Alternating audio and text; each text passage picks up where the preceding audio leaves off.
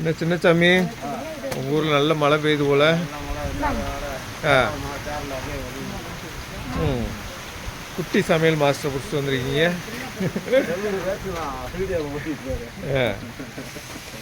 Doctor தம்பி சமைக்க வந்திருக்காரு.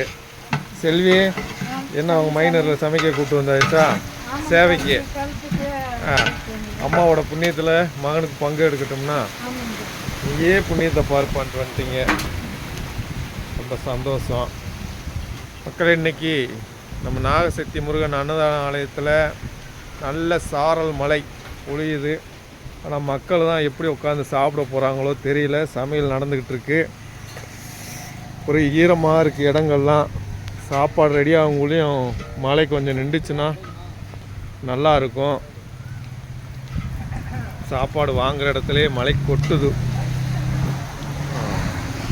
எப்போ இருந்தியா மழை பெய்யுது?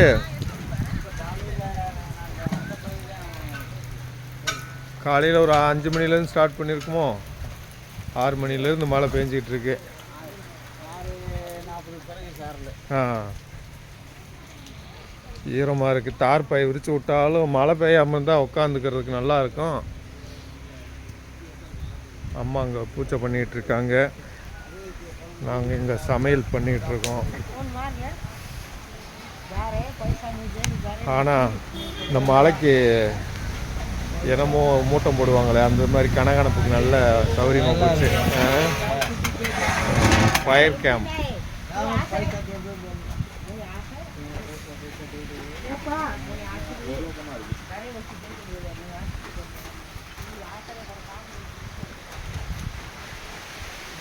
எல்லா வேலையும் முடிஞ்சா? என்ன லைட்டை போட்டுக்கிறது தானே, கரண்ட் இல்லையா?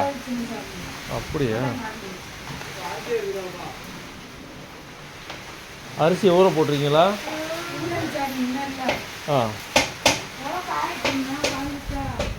உலை காஞ்சிருச்சா?